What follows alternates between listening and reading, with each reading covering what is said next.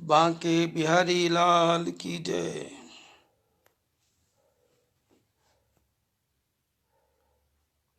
भगवान बद्री विशाल के पवित्र आशीर्वाद से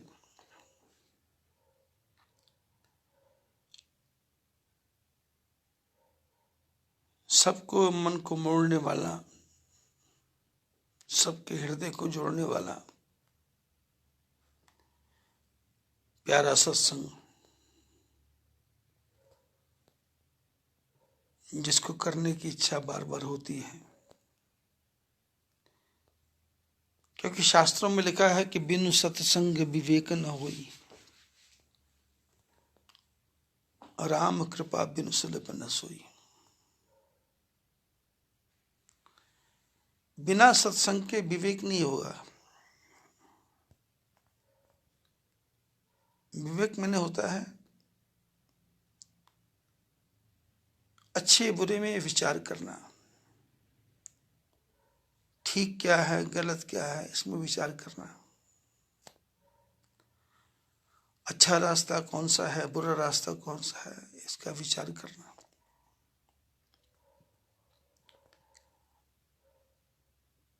क्योंकि यदि अंधा अंधे को लेके जाएगा तो क्या रास्ता दिखाएगा। ये दुनिया में क्या हो रहा है, आप लोग तो साक्षी हैं। 92 में बाबरी मस्जिद को गिराया, जो बाबरी मस्जिद थी नहीं थी, ढांचा था। उस समय में पंजाब में फतेहगढ़ चूड़िया में था।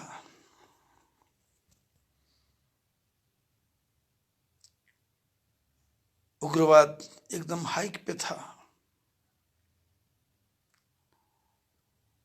जब मेरा विचार फतेहगढ़ चूड़िया में सत्संग करने का हुआ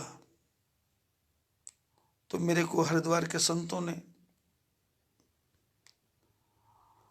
और मेरा एक मित्र था तेज प्रभाकर, उसने भी कहा कि आप पंजाब मत जाओ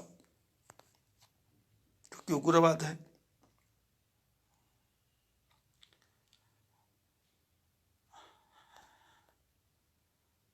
और पता नहीं मेरे हृदय में क्या है कि मौत से मेरे को डर नहीं लगता, कि जो कटु सत्य है उससे डरना क्या।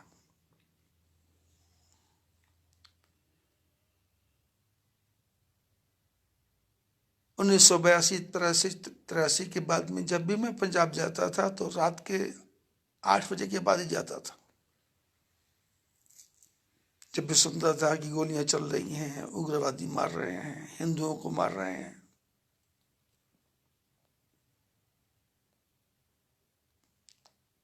लेकिन मैं डरता नहीं था, क्योंकि पता है जब प्रहलाद को कोई नहीं मार सका, हिरण्यकशिपु इतना बलवान होकर नहीं मार सका, कृष्ण को नहीं मार सका कोई,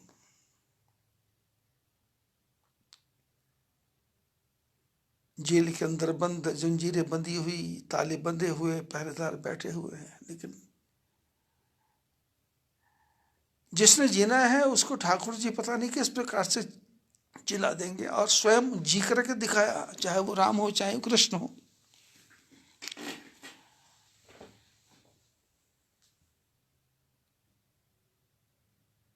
उन्नीस सौ 92 में लोगों के मना करते करते भी मैं पंजाब चला गया।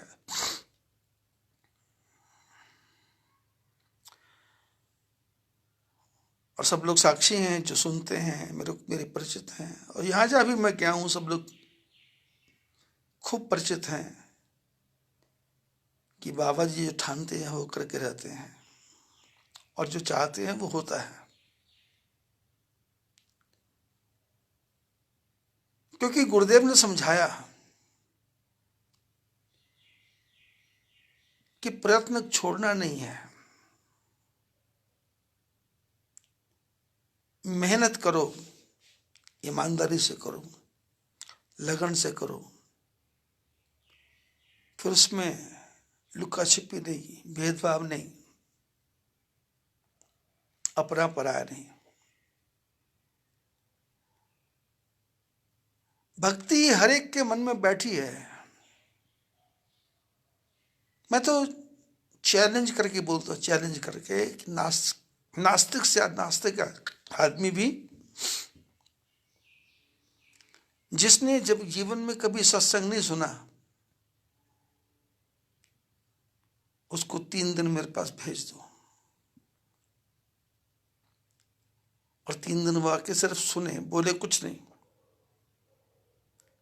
और 3 दिन में उसके दिमाग के जितने भी कीड़े हैं वो झाड़ दूंगा, जितना कचरा है मैं झाड़ दूंगा। क्योंकि मैं कोई वादी नहीं हूं, मैं कोई प्रतिवादी भी नहीं हूं।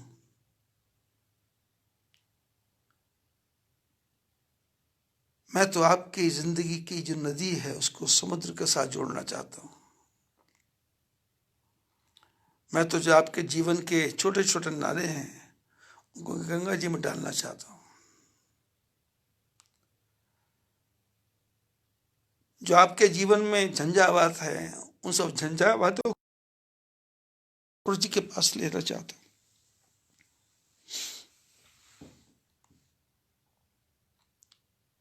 मौत से क्या डरना? मौत एक कटु सत्य है, जब आएगी आएगी। पंजाब पहुंचे तो पंजाब में कहानी बड़ी विचित्र, क्योंकि मैंने कई 1-2 सत्संग में चर्चा की है कि जितने भी ये सनातन धर्म के बड़े बड़े झंडा बरदार हैं, जितनी सभाएं हैं, जितनी सोसाइटियां हैं धर्म के नाम पे, ये सब लूटमार सेंटर हैं। इनको ज्ञान कुछ नहीं है, बुद्धि कुछ नहीं है, बस चुनाव करेंगे, मंत्री बनेंगे, अध्यक्ष बनेंगे, कुछ नहीं करेंगे, और विकास कुछ नहीं है, विकास कुछ नहीं। बस वहां पहुंचते ही उन्होंने कहा जी यहाँ तो नवरात्रों में प्रोग्राम होता है, 2 नवरात्रों में होता है, उसके बाद तो प्रोग्राम को होता नहीं और कोई आएगा भी नहीं। मैंने कहा नहीं आएगा तो मेरा भाग्य है, मैं आपसे कुछ मांग थोड़े रहा हूं। हालांकि मेरे साथ जो तेज प्रभाकर तेज थे, सोनीपत के, गृहस्थी आदमी था बेचारा, 10-15 हजार रुपए का खर्चा उसका था, हर महीने मेरे को देना पड़ता जब मैं लेके जाता था, और देता भी था क्योंकि उसका अधिकार था। लेकिन अब सत्संग करना है, जैसे तैसे रोते पिटते लोगों ने कहा ठीक है कर लो। सत्संग शुरू हुआ, कब करेंगे? मैंने कहा रात को। लोगों ने कहा रात को उग्रवादी आते हैं। मैंने कहा उग्रवादी आते हैं तो हनुमान जी आ जाएंगे, हनुमान जी आके उग्रवादियों को समझा देंगे भाई ये तुम्हारे गुरु ग्रंथ साहब का नाम ही ले रहा है, ठाकुर जी का नाम ले रहा है। वाणी में लिखा राम राम शंकर व्यवहार, राम राम राम प्राण आधार, राम राम राम बिछड़ न जाए, राम राम संग्रह समाये। संत जनामिर बोलो राम, सब ते निर्मल पूर्ण काम, सब ते ऊंच नाम प्रकाश, निस्वासर जप नानक दास। वाणी में राम ही राम है, कोई उग्रवादी नहीं आएगा। हनुमान जी की गदा के सामने कोई टिकता नहीं है।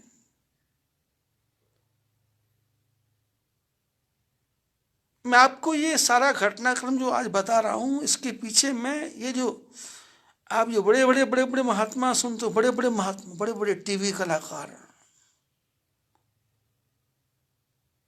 वो चाहे अब नाम किसका लेना आप सब जानते हैं, राम कथा करने वाले मुरारी बापू,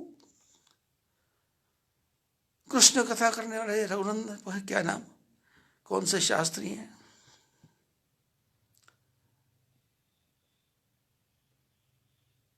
किसी के पास रत्ती भर भी प्रैक्टिकल ज्ञान नहीं है, सामाजिक ज्ञान नहीं है, लोभ है, पैसा पैसा।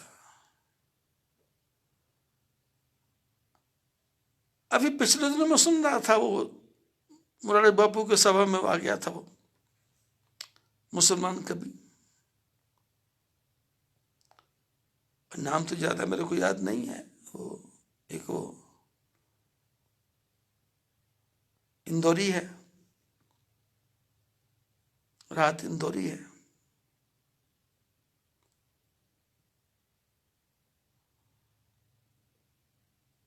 और कई वो मोटे से मुंह में दाग से वाला है, एक वो कहानियां लिखता है, उनको बुलाता है ये, जो हमारे राम को गाली दे, हमारे कृष्ण को गाली दे, पर पैसे की भूख और लोभ और बड़ाई और हाय हाय जय जयकार। कथा कभी ध्यान से सुनी है मुरारी बापू की?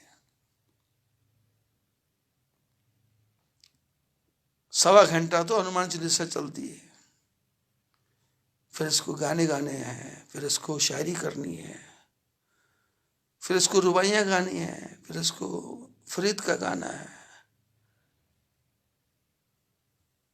सनातन धर्म का कुछ नहीं गाना, सनातन धर्म का तो यही करना है कि मेरे कीर्तन सुनो, मेरे भजन सुनो, और मेरी मेरी कथा में मुसलमान आकर क्या बैठे। अरे तुमने उसको बुलाया, बिठाया क्यों? क्यों बुलाया उसको? अवार्ड वापस करने वाले वे रविशंकर है, जग्गी महाराज है, साईं बाबा है।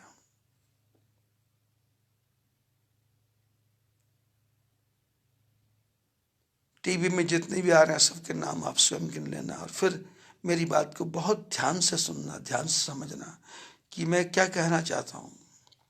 मेरा इनसे विरोध नहीं है, क्योंकि हमारे शास्त्रों में तो यहां लिखा है कि कबीरा कुत्ता राम का, मुतिया मेरा नाम, गले हमारे जेवरी जित खैचित तित जाऊं। कबीर कहते हैं मैं तो कुत्ता, राम का कुत्ता हूं, मेरे गले में जंजीर पड़ी है, वो जंजीर से जित खींच के लेके जाते हैं, मैं उधर चल देता हूं। और कबीर जी तो यहां तक कहते हैं कि सपने हूं बरड़ाए गए, यह मुख निकसे राम, ताकि पग की पगथनी मेरे तन को चाम। सपने में बरड़ा के भी यदि को राम कहता है तो मेरे पैरों की जूतियां बना, चमड़े की जूतियां बना के, मेरे शरीर के चमड़े की जूतियां बना के उसके पैरों में पहना दो। विरोध नहीं है, लेकिन जो इनका तरीका है उससे मेरा विरोध है। रामदेव से भी मेरा विरोध है। मेरा जाति, मैं तो आज तक बेचारे से मिला भी नहीं, हरिद्वार में रहता है। मेरे आश्रम में जब उसके काम धंधे चलते थे तो उस मेरे आश्रम में उसके जो जनरेटर के काम करने वाले थे मेरे आश्रम में आके रहते थे। जब उसने योग शिविर लगाया था तो मेरे आश्रम के बाहरी जो मैदान था उसमें लगाया था। तो वहाँ जो धंधे चल रहे थे, रिक्शा वाले को रिक्शा दे के बोलना कि मेरा वजन घट गया, मेरा भार कम हो गया, मेरा बीपी ठीक हो गया, मेरा ब्लड प्रेशर ठीक हो गया, मेरा हाइपर टेंशन दूर हो गया, फिर अपने आप बुलवाना, अपने आप कराना, जो इशारे कर रहे हैं। वो ईसाइयों को देख लो, वो भी सिर नचा रहे हैं। वो जग्गी महाराज देखो, वो भी सिर नचा रहा है। और वो आचार्य रवि रविशंकर को देखो, वो सिर भाई तुम कर क्या रहे हो? जब तुमने ठाकुर जी को अर्पण कर दिया तो ठाकुर जी की मस्ती में झूमता कौन है? मीरा नाची, पर ये थोड़ा कि सड़क पर जाकर नाची, अपने आप में नाची। मीरा ने किसी को नहीं कहा गाओ, ताल से गाओ, ताल से गाओ। मीरा ने कहा प्रेम से गाओ, हृदय से गाओ। गला ठीक है तो भी गाओ, गला नहीं ठीक है तो भी गाओ। राम कहना है। नारद जी ने वाल्मीकि को समझाया था ना, सोचा इसको मंत्र दे दे, तो उसने कहा ये इसको मंत्र कौन सा दूं? तो उन्होंने कहा कि ये तो 24 घंटे मारने मारने की बात करता है। तो उसने कहा तुम रोज रोज घर में जाके बोलता है आज इतना मरा, आज इतना मरा, आज इतना मरा।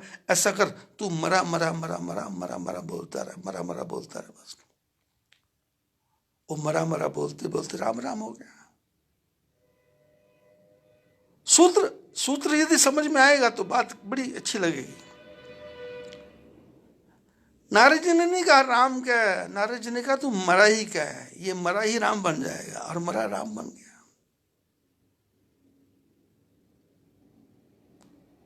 राम कहने का तरीका, बीज जो है ना, बीज धरती में बीज उल्टा डालो सीधा डाल दो, उसमें उल्टा सीधा नहीं रखना पड़ता, बीज डालना पड़ता है, और यदि धरती ठीक है तो बीज निकल आएगा। और हमारे गुरु महाराज ने समझाया, इस पूरे विश्व में जो मनुष्य का हृदय है वो धरती है, उसमें बीज डाल दो, निकलेगा। धीरे धीरे पानी देते रहो, धीरे धीरे सींचते रहो, धीरे धीरे छेड़ते रहो। गृहस्थी को क्या चाहिए, ये भक्ति करेगा, इसको पुत्र दे दो भक्ति करेगा, पौत्र दे दो भक्ति करेगा, मकान दे दो भक्ति करेगा, दुकान दे दो भक्ति करेगा, धंधा चला दो भक्ति करेगा। ये तो तैयार बैठा है। और भगवान कृष्ण की तो वो भी तो गीता में कहते हैं ना कि लोग मेरे को 4 प्रकार से भजते हैं, 4 प्रकार से। चतुर्विधा भजन्ते माम जना सुकृत नोर्जुन आर्तो जिज्ञासुरर्थार्थी ज्ञानी च भरतर्षभ। 4 प्रकार से लोग भजते हैं। ज्ञानी भी मेरा भजन करता है, धन की इच्छा करने वाला भी मेरा भजन करता है, संसार से दुखी भी मेरा भजन करता है, और जिज्ञासु भी मेरा भजन करता है। और भगवान कहते हैं मैं चारों से प्यार करता हूं। जिसकी जैसी भावना उसको मैं वैसे देता हूं, मैं भेद नहीं करता।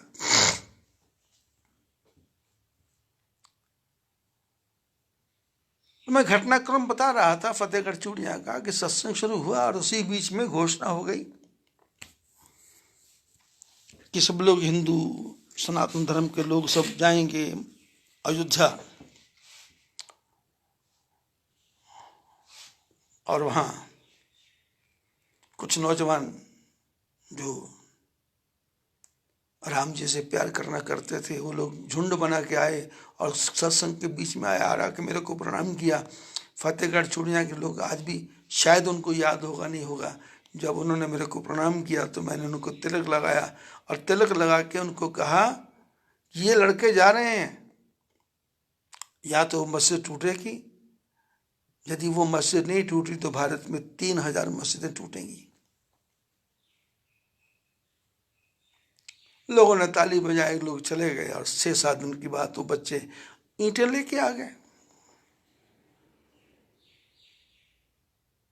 क्या लाल कृष्ण रवनी को पता था, उमा भारती को पता था, ऋतंबरा को पता था, जो आज धर्म के नाम पे इतने इतने बड़े बड़े अट्टालिका बना के बैठ गए, वत्सल आश्रम बना के बैठ गए। सत्यमित्रानंद को पता था, अटल बिहारी वाजपेयी को पता था कि मस्जिद टूटेगी, पर मैंने घोषणा की थी, मैंने घोषणा की थी क्योंकि मेरे को अपने परमात्मा पर विश्वास था। समाज में घूमता हूं तो समाज मेरे से चर्चा करता है कि मंदिर कब बनेगा, मंदिर कब बनेगा, मंदिर कब बनेगा। तो मैं बोलता था समय आने पे मंदिर बनेगा, सब कुछ होगा। और ये अशोक सिंघल के साथ में राम भद्राचार्य हेलीकॉप्टर पर बैठ के जा रहे हैं, अंधा वो, अहंकार का मारा हुआ राम भद्राचार्य, परमानंद सरस्वती, पहले वो बैरागी था, फिर वो शिवम बन गया, अब लोभ के मारे वो सन्यासी बन के बैठ गया। क्योंकि नियत नहीं है ना, नीति भी नहीं है, नियत भी नहीं है, और मन में परमात्मा के प्रति सच्ची भक्ति भी नहीं है। बातें वेदांत की करेंगे और पैसा सबसे ज्यादा चाहिए। बचपन में अमृतसर में जाया करते थे। अमृतसर में निर्मल आश्रम था एक, नाम भूल रहा हूँ शायद। तो वहाँ सब उमा भारती भी आती थी, ये क्या नाम, परमानंद भी आता था, और भी बड़े बड़े बड़े वेदांती एक से बढ़ के एक आते थे। और ये छोटी सी गुड़िया उमा भारती उचक उचक के याद करके भाषण बोलती थी। और आज क्या बोलती है, साईं बाबा मैं बहुत प्यार करती हूँ। अरे तुमको डूब के मर जाना चाहिए। ये नेता नहीं थी, आया करती थी उत्तराखंड। तो यहाँ पर हमारे यहाँ धारी देवी का मंदिर है, तो उसके आगे श्रीनगर में एक बांध बन रहा था। सबसे ज्यादा विरोध करने वाली ये। और मैं लोगों को बोलता था कि विरोध क्यों करते हो भैया, बिजली तुमको चाहिए, पानी तुमको चाहिए, नहरें तुम्हारी चलनी चाहिए, प्रकाश तुमको चलना चाहिए। अरे धारी देवी का मंदिर है, उसको ऊंचा उठा देंगे। ऊंचा उठा दिया, लेकिन सबसे ज्यादा ये विरोध करती थी। कभी कुछ बोलना, कभी कुछ बोलना, अपने पैर पर स्टैंड रखना नहीं, क्योंकि ज्ञान नहीं है इनके अंदर। वो तो ठाकुर जी ने थोड़ी सी कृपा कर दी। हनुमान जी रावण को कहते हैं ना कि भगवान की कृपा के लवलेश से तू इतना बड़ा बना है। गोस्वामी तुलसीदास जी कहते हैं, जाकी कृपा लवलेश दे मति मंद तुलसीदास हूं पायो परम विश्राम। तुलसीदास जी कहते हैं, मेरे को भगवान राम की कृपा का लेस मात्र मिला है, लेस मात्र। इतनी बड़ी रामायण लिखने वाले गोस्वामी जी कहते हैं, प्रभु की कृपा का लेस। आप लोग लेस समझते होंगे। हमारे शास्त्रों में काल की गणना है। क्या गणना है? लव निमेश परमाणु युग वर्ष कल्प सरचंड भजसी न मन ते ही राम को काल जासु को दंड। गणना क्या है? लव, लव मैंने सोचा, लव। निमेश मैंने आंख ऐसे ऐसे झपकी, इसको निमेश, इसको ये जो है इसको निमेश बोलती है। ये ऐसे करे तो लव निमेश। और फिर इसके बाद गिनती परमाणु, फिर उसके बाद में वर्ष महीना, फिर युग, फिर कल्प। ये सब क्या है? ये भगवान राम के बाण हैं। भगवान राम की बाण है तो भगवान का धनुष कौन है? भगवान का धनुष काल है, काल। गोस्वामी जी ने कहा, भजसी न मन ते ही राम को, ए मन उस राम को भजन, उसका राम का भजन कर ले, नहीं तो वो काल रूपी धनुष पे इस समय रूपी बाण आएगा और तेरे को बेध के चला जाएगा, तेरे को चीर के चला जाएगा, तेरे को भस्म कर देगा।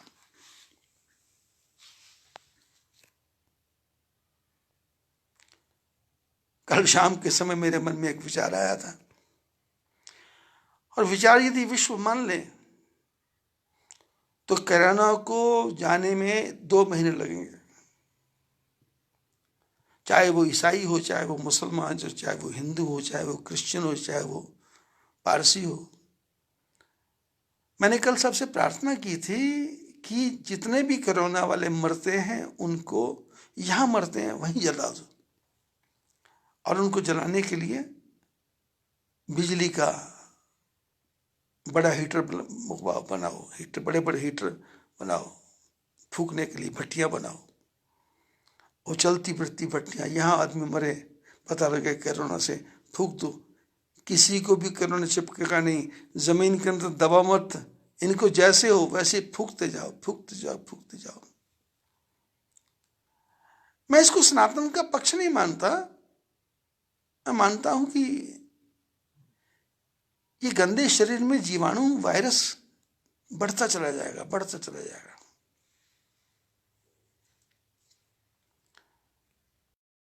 मेरी बातों से एक रात में ही कम से कम 4-5 हजार लोग सहमत हुए।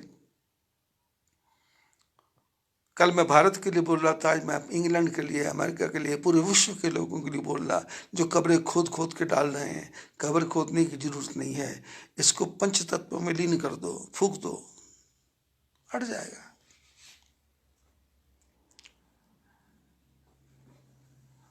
अमेरिका की चाल है अपने शस्त्रों को बेचने की। चाइना की चाल होगी या नहीं होगी मैं नहीं जानता, क्योंकि लोग बोलते हैं चाइना में पैदा हुआ। अरे कहाँ पैदा हुआ, कहाँ पे पैदा हुआ? ये डेंगू कहाँ पैदा हुआ था? साइरस कहाँ पैदा हुआ था? प्लेग कहाँ पैदा हुआ था? ऐसा कहाँ पैदा हुआ था? एक ही पैदा नहीं होता। भगवान ठाकुर जी सृष्टि के बराबर करने के लिए उनके पास कई तरीके हैं। वो चाहते हैं तो उत्तरकाशी में भूकंप आ जाता है, वो चाहते हैं तो 2013 में केदारनाथ में बाढ़ आ जाती है, वो चाहते हैं तो लातूर में भूकंप आ जाता है, वो चाहते हैं तो वो कच्छ भुज में भूकंप आ जाता है, वो चाहते हैं तो अफगानिस्तान में आता है, वो चाहे तो लद्दाख में आता है, तो वो चाहे तो पाकिस्तान में आता है। अब इसको क्या बोलेंगे? चाइना वाले ने भेजा, चाइना नहीं, अमेरिका अपने शस्त्र बेचना चाहता है, रूस अपने शस्त्र बेचना चाहता है, और हम सबको मूर्ख बना रहा। वो आपने देखा नहीं पिछले 20 दिन में कोरिया का जो तानाशाह के अपने अपने देश का शासन कर रहा है। शासन करने का अपना तरीका है। हमारे घर में भी नौकर होता है, हम उसको डांटते हैं, हमारा बच्चा उसको डांटते हैं, मारते हैं, पीटते हैं।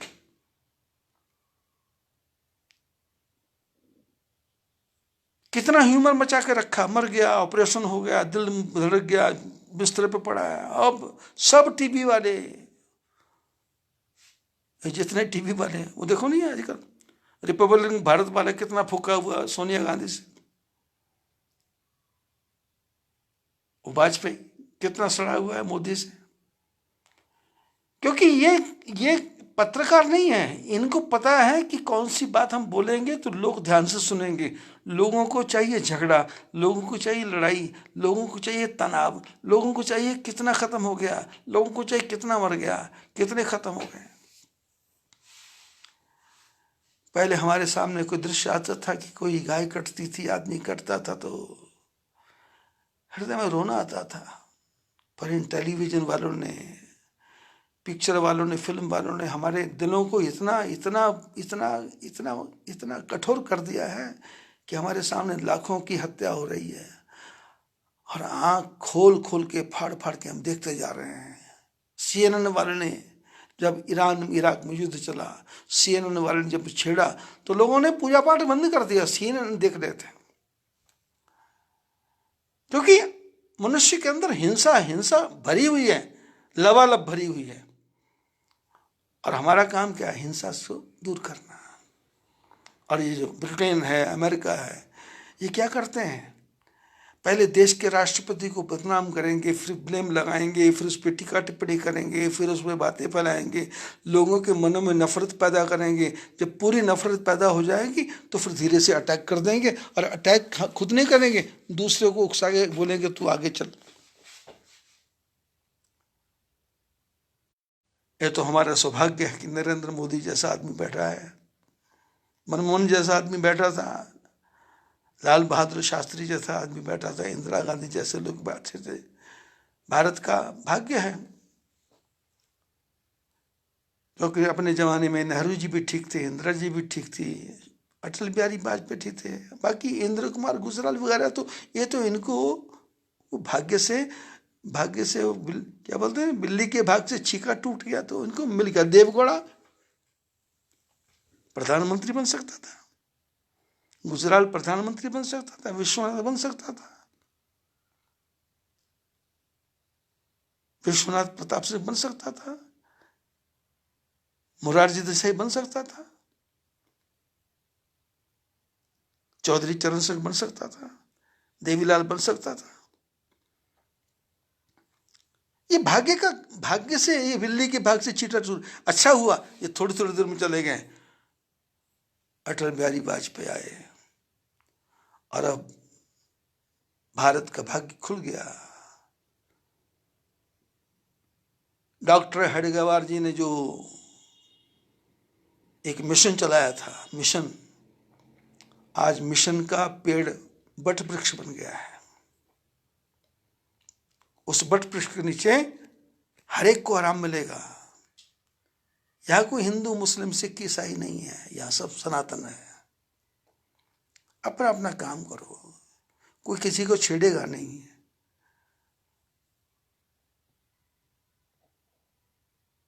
हम तुमको छेड़ेंगे नहीं, यदि तुम हमको छेड़ोगे तो हम तुमको छोड़ेंगे नहीं, ये सिद्धांत है। अटल बिहारी वाजपेयी कहते थे जिए और जीने दो, पर मैं कहता हूं नहीं, जिएंगे और जीने भी देंगे। मेरा तो सिद्धांत है जीवन का, जो तू को कांटा बुए ताको बो तू भाला, वो भी साला क्या याद करेगा पड़ा था किसी से पाला।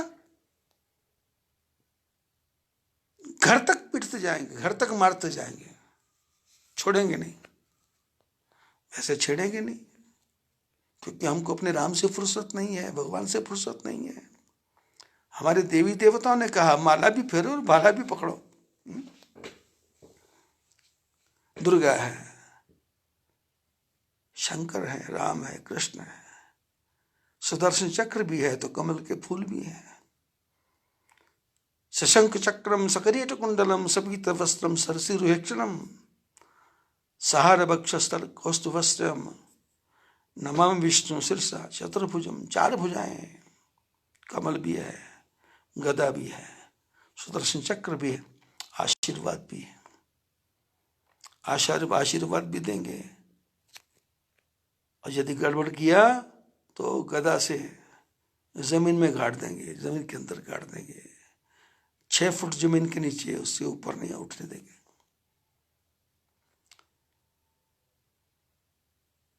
यह तो देवयोग से हेडगेवार जी का लगाया पौधा बट वृक्ष बन गया। आज भारत में 19 करोड़ से ज्यादा भारतीय जनता पार्टी के सदस्य हैं जो डिक्लेयर हैं। अभी यदि आज मोदी या शाह जी कहीं मोबाइल में बोल दें विश्व वालों को कि मिस कॉल करो, मेंबर बनो, तो मेरे को लगता है 7 अरब लोग मोदी के भक्त बन जाएंगे। मोदी के नहीं, हेडगेवार जी के भक्त बन जाएंगे।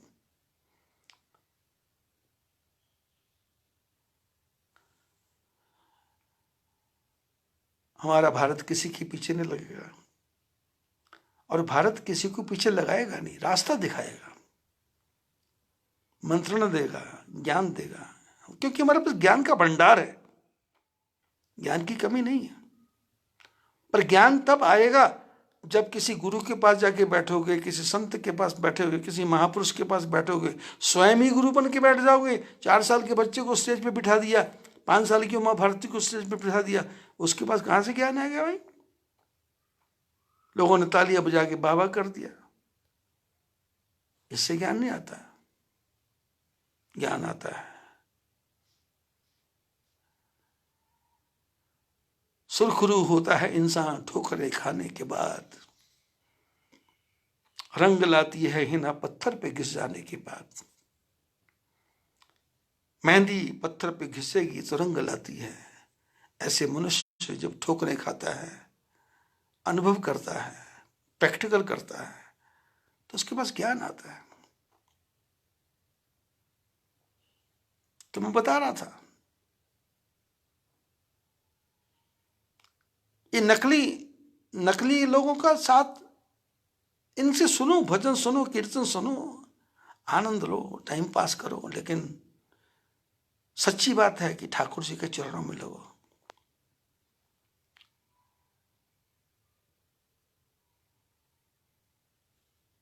और उर प्रेरक रघुवंश विभूषण, हृदय में प्रेरणा देने वाले तो परमात्मा हैं। तो मैं बता रहा था फतेहगढ़ चूड़िया में कहा वो ढांचा टूट गया, और पिछले 2 साल पहले मैं बोल रहा था कि जुलाई 2020 से पहले पहले मुसलमान स्वयं आके बोलेंगे कि मंदिर का काम कब शुरू करना है। अब आप गहराई से विचार कर लो। बीच में पता नहीं क्या क्या पखंड किए गए, ये करो वो करो, अरे कुछ नहीं करो। ठाकुर जी ने अपना काम स्वयं करना है। और ये देखो, ये जो कोरोना आया है ना, कोरोना, आप लोग इस डर रहे हो आप लोग, पर मैं इसको वरदान समझ रहा हूं, भारत के लिए वरदान। आपको किसी को पता ही नहीं था कि आपके भारत में मुसलमानों का इतना बड़ा बवंडर दिल्ली में चल रहा है, निजामुद्दीन में चल रहा है, पुलिस की नाक के नीचे चल रहा है, नेताओं के नाक के पीछे चल रहा है, और विश्व के लोग आकर के वहां भारत को कैसे बर्बाद करना उसका ज्ञान लेते थे। ये टीवी में रोज डिबेट होती है, मोहम्मद साद। अरे मोहम्मद साद कहीं गया हुआ थोड़ा है। आपने न्यूज को ढंग से पढ़ा नहीं, सुना नहीं। रात के 2 बजे डोभाल गया था, उसकी मस्जिद में डोभाल गया था, आपने खबरों में पढ़ा होगा। तो जिसको डोभाल मिल के आ गया, वो डोभाल की नजरों से दूर हो सकता है क्या? उसको दूर नहीं होने देना, क्योंकि यदि वो दूर हो गया, यदि उसको पकड़ लिया, तो फिर बाकी मुर्गे कैसे पकड़े जाएंगे? उसको छोड़ के रखा हुआ है, जान के छोड़ के रखा है। ये टीवी वाले डिबेट वाले तो ऐसे ही फा फा फा फा फा फा फा फा लगे, और हल कुछ निकलता नहीं है। डोभाल को उसकी हर हरकत का पता है, कहाँ छिपा बैठा है, क्योंकि उसको पकड़ा तो सारा भांडा कैसे पता लगेगा। 130 बैंकों में खाते थे, कैसे पता लगेगा। उसके बेटे काम चलाते थे, कैसे पता लगेगा कि किस प्रकार से पूरे भारत के लोग वहां आकर के हिंदू धर्म के बारे में कैसे बुरे बुरे विचार करना है, कैसे पता लगता। एक कोरोना नहीं आया, भगवान ने भेजा, और भारत के लिए वरदान है, भारत के लिए वरदान है।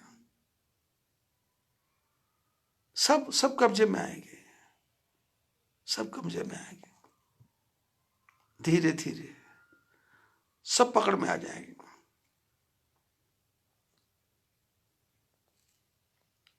पिछले 2-3 दिन से मेरा मन बहुत चिंतित है।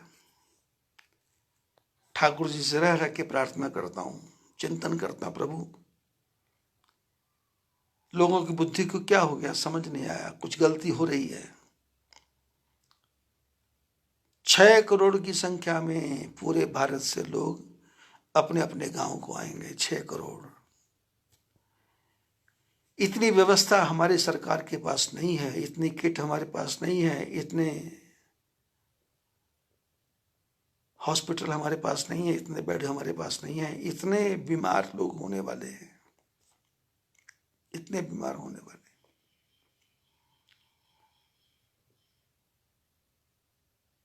ठाकुर जी से प्रार्थना करो, प्रभु सद्बुद्धि आ जाए। ये संसारी लोग हैं, फंसे हुए हैं, सबको घर जाना है। अब घर पहुंचो, अगले 40 दिन बहुत भारी हैं, उस सबको भोगो। और मैं कोशिश करूंगा कि इन 40 दिनों का सदुपयोग करें। ये सारी बातें जो मैं आपको बता रहा हूं, मैं इसलिए बता रहा हूं कि जीवन में यदि प्रैक्टिकल होगा तो आपको स्वयं ज्ञान आएगा। अपना दिमाग मत पिड़ाओ, अपना दिमाग, तुम्हारे पास दिमाग है कहां? दिमाग है, सिर पे दिमाग है क्या?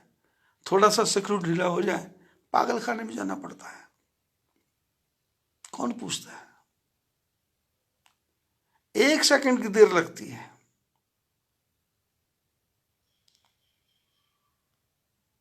चलते चलते ठोकर लग जाए, टांग ही टूट जाती है। अरे पड़े लो 40 दिन तक बेड पे, तब तो आपको सरकार से कोई गुस्सा नहीं, क्रोध नहीं है, क्योंकि प्लास्टर लगा है। 40 दिन उठ नहीं सकते, एक ही बिस्तर पे बैठना है। लेटर भी जाना तो आदमी उठा के लेके जाएगा, उसमें क्यों तैयार हो जाते हो? लकवा हो जाता है, 6-6 साल एक ही बिस्तर पे पड़े रहते हो। क्यों पड़े हो? जाओ मोदी से लड़ो जाके, लॉकडाउन खोलो। हाथ टूट जाता है, पैर टूट जाता है, पसलियां टूट जाती हैं, रीढ़ की हड्डी टूट जाती है। एक ही कमरे में बैठना पड़ता है, एक ही कमरे में। खाना भी दूसरा खिलाएंगे, अपने हाथ से खा नहीं सकते। लेटरिन भी स्वयं साफ नहीं कर सकते, इतनी बुरी दुर्दशा हो जाती है। ये दुर्दशा ना हो तो उसके लिए भगवान से क्या प्रार्थना करता? प्रभु, यदि हमने पाप किया है तो हमको दंड दो, पर दंड ऐसा मत दो कि हम सुधरे नहीं। हमको सुधरने का मौका भी तो दो, सुधरने का मौका दो। पर आदमी सुधरता कहाँ है?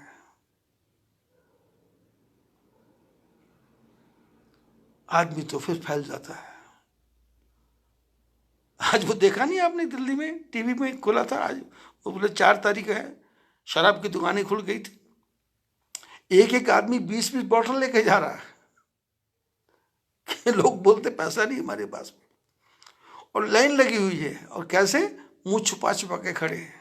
कुछ ने मास्क लगाया था, जो बेचारा बिना मास्क के आ गए जल्दी में पैसा लेके, लाइन में खड़ा है। 4 किलोमीटर लंबी लाइन, 5 किलोमीटर लंबी लाइन। क्योंकि ठाकुर जी का भजन नहीं करना, शराब पी करके मदहोश होना है। लोगों को तो लगा जैसे लॉटरी खुल गई, और सरकारों को भी लगता है यही तो लॉटरी है, शराब बेचो। कल वो अमरिंदर सिंह क्या बोल रहा था? 6,000 करोड़ रुपए आता है मेरे को इस शराब से। 6,000 करोड़ तो इसको आता है, इसके मंत्री जंत्रियों को तो 50,000 करोड़ आता होगा। क्योंकि मैंने किसी डीपी यादव वगैरह जो है, मोंटी मोंटी मोंटी मोंटी जो दारू वाले थे, मर गया वो। हर एक पार्टी को करोड़ों रुपए देते थे, करोड़ों। सरकार को टैक्स देना वो अलग है। सिंडिकेट बनता है इनका, शराब वालों का सिंडिकेट बनता है, ठेके बनते हैं, बोलियां छूटती हैं। सरकार को पैसा नहीं जाना चाहिए, मंत्रियों को पैसा जाना चाहिए। अब चंडीगढ़ चले जाओ, चंडीगढ़ से जितनी बसें जाती हैं उनके ड्राइवर 2-2 पेटी शराब की लेके जाते हैं। 2-2 पेटी शराब की। कहाँ होशियारपुर, कहाँ पंजाब, कहाँ हिमाचल। चंडीगढ़ से जो भी बस हरिद्वार आती है, हर बस के ड्राइवर के पास में शराब होती है चंडीगढ़ की, क्योंकि वहां सस्ती मिलती है। ड्राइवर बताते हैं। बद्रीनाथ से भी जो लोग जाते हैं वहाँ पंजाब, हरियाणा, हिमाचल, तो हर आदमी जो जाता है इधर से घर को, फाटक बंद होने पे, पट बंद होने पे जब जाता है तो सीधा चंडीगढ़ जाता है, और चंडीगढ़ से 1 पेटी शराब उठाएगा, 6 पेटी शराब उठा करके घर लेके जाएगा। भगवान की भक्ति की तरफ ध्यान नहीं है। 40 दिन का लॉकडाउन खुला है, अरे तुम भगवान का भजन कर लो, ऊपर लगे लाइन में शराब में लगे। कपटी कूट कुटिल विचारी, ये प्रदूषण भूषण धारी। कुटिल कपटी के लंगर लगा तो रोटी खाने के लिए पहले चले जाएंगे, हमारे घर में आटा नहीं है, और शराब पीने के लिए पैसा कहाँ से निकलेगा पता नहीं, कहाँ से आ जाएगा। ठाकुर जी ने योग दिया। लॉकडाउन तुम्हारे जीवन में कई बार लॉकडाउन आया। माँ के बच्चा पैदा होता है तो 1.25 महीने का लॉकडाउन ही तो होता है। माँ के पेट में जब हम आए तो 9 महीने का लॉकडाउन ही था। तो करते क्या तो उस समय गर्भ में बैठ के भगवान का भजन करते थे, हरि का भजन करते थे, नारायण नारायण स्मरण करते थे। अभिमन्यु मां के पेट में चक्रव्यूह की कथा सुनता है, परीक्षित मां के पेट में कृष्ण भगवान की बातें सुनता है। ठाकुर जी तो कदम कदम पे हमारा साथ दे रहे हैं, और भगवान ने विचित्र विचित्र योग बनाया, विचित्र योग बनाया। भारत स्वर्ग बनने वाला है। अभी 15-20 दिन के बाद में जैसे ही ये रमजान का महीना खत्म होगा, लाशों के ढेर पाकिस्तान में बिछने शुरू हो जाएंगे। और मैं तो अमरिंदर सिंह को बोल रहा हूं कि भारत का बॉर्डर सील कर दो, पक्का सेना खड़ी कर दो पूरी की पूरी। क्योंकि ये लोग क्या करेंगे, पाकिस्तान के जितने लोग उनको सेना बॉर्डर पार करवाएंगे कि कैनन लेके वहां जाओ। मेरे को बड़ा भयंकर दृश्य दिखाई दे रहा पाकिस्तान का।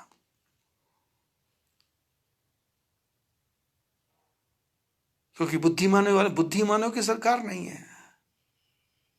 कई लोग तो जो पाकिस्तान से जलते हैं वो तो ये कहेंगे कि सारे मर जाए तो ठीक है, पर मैं तो ये नहीं कहता। मैं तो बोलता हूँ ठाकुर जी सबकी बुद्धि को सुधार दो, सबकी बुद्धि को ठीक कर दो, सबके मन को ठीक कर दो, सबकी वाणी को ठीक कर दो। पर विचित्र दृश्य दिखाई दे रहा है। जो वहां गए वो हमारे तो हैं, हमारे हिंदू थे मुसलमान बन गए हैं।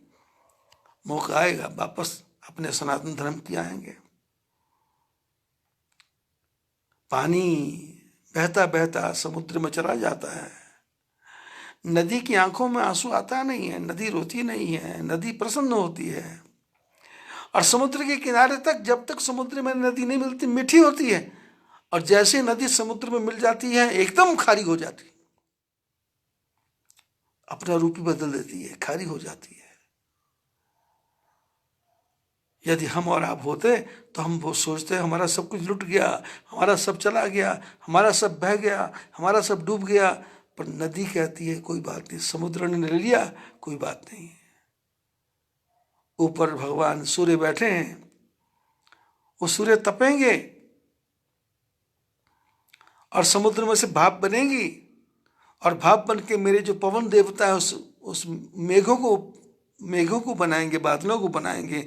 और बादल जब बनेंगे तो फिर वो हवा चलेगी, पवन चलेगी, वो हवा चलते चलते हिमालय पर पहुंचेगी। यहाँ से गंगा चली थी वहाँ चलेगी, पहुंचेगी, और वहाँ जाके वो जो बादल हैं वो बर्फ बन के बरसेंगे। वहाँ ग्लेशियर बनेगा, ग्लेशियर का पहाड़ बनेगा, और पहाड़ बनने के बाद में धीरे धीरे बूंद बूंद करते करते वो पानी फिर नदी में आएगा। एक खारा पानी मीठा हो जाएगा।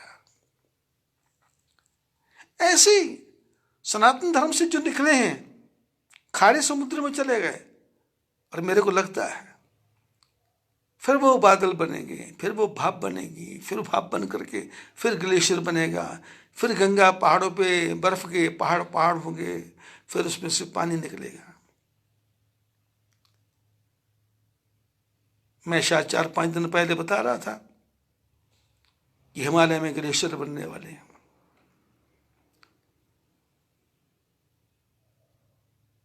23 तारीख को बद्रीनाथ का पट खुलने वाला था, और जोशीमठ से आगे अभी रास्ता साफ नहीं हुआ। इतने बड़े बड़े पहाड़ बर्फ के हैं।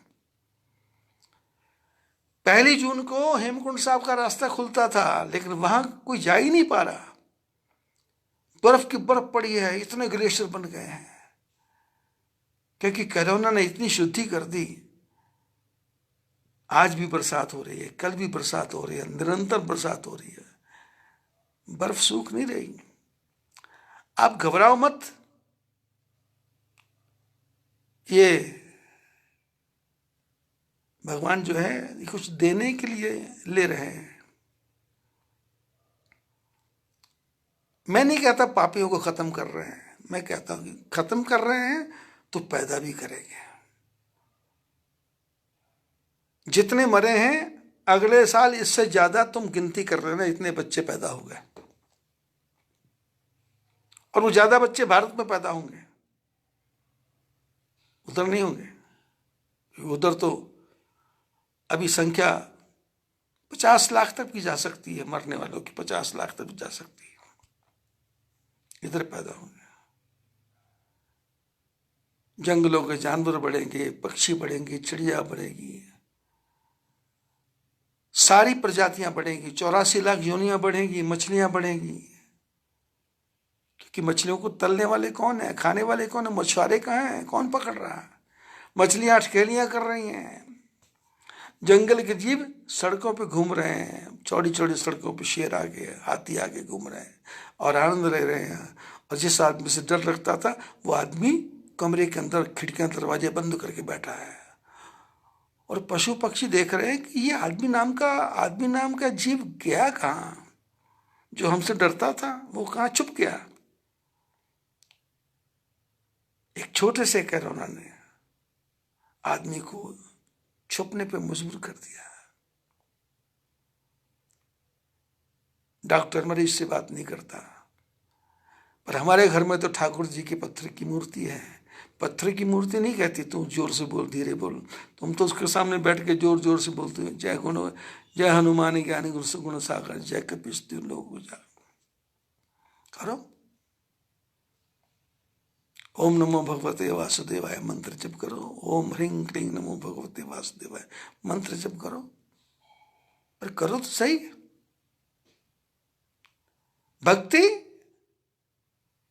भक्ति कोई मुश्किल नहीं है, पर भक्ति होगी कब? जब भगवान की कृपा होगी, जब ठाकुर जी चाहेंगे तो ही भक्ति होगी।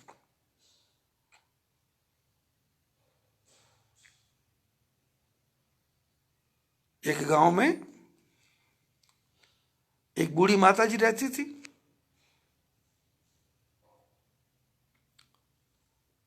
बाल विधवा हो गई, पति बचपन में मर गया। अब करना क्या है कि लोगों के घर में चौका बर्तन भाटा करना, साफ सफाई करना, लोग उसको चावल दाल दे देते थे, तो उसको भी शौक था खिचड़ी बनाने का। खिचड़ी बनाती, खाती।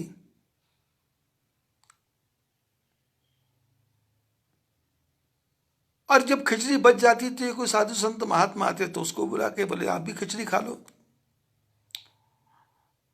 तो हालत ये हो गई, इसका नाम पड़ गया खिचड़ी वाली माई। गांव में कोई भी साधु संत महात्मा आता तो लोग इशारा करते, आपको भोजन करना है तो खिचड़ी वाली माई के पास चले जाओ। महात्मा जी आ जाते।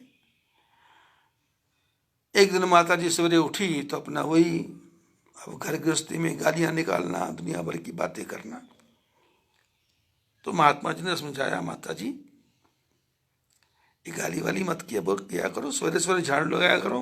तो फिर झाड़ू लगाते लगाते हरे राम राम राम हरे हरे, हरे कृष्ण कृष्ण कृष्ण हरे हरे, ऐसे ही बोला करो।